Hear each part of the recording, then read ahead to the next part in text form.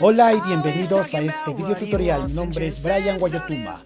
Bueno, ahora tocaremos este huayno muy popular, la orquesta. Se encuentra en la escala de re mayor. Iniciemos con la fuga lentamente.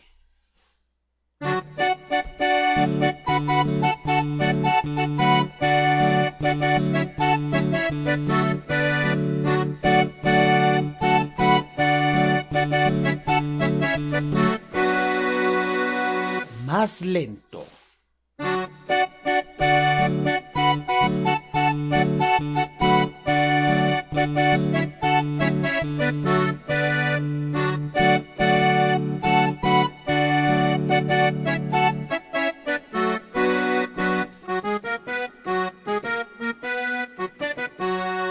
Otra vez.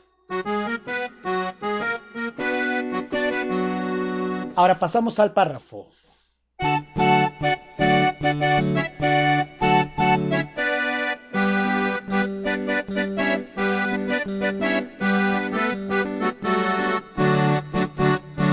Más lento.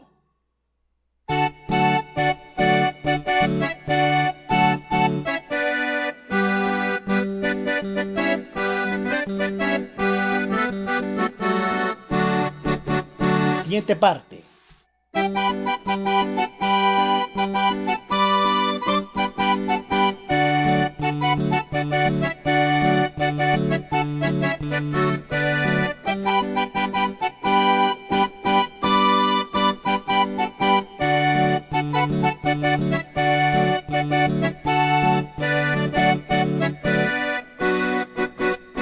Voy a hacer lentamente.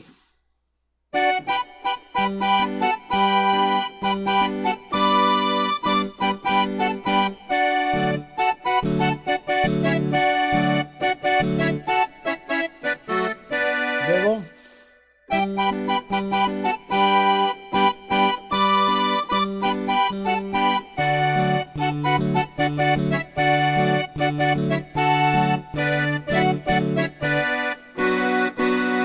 Luego va a ser la fuga que ya hicimos al inicio de este video tutorial.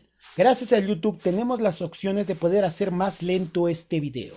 Bueno, antes quiero mandar un saludo especial para Mariano de Buenos Aires, para Yuliño de Juliaca, para John y para toda la gente de Quillabamba. Saludos hasta Quillabamba.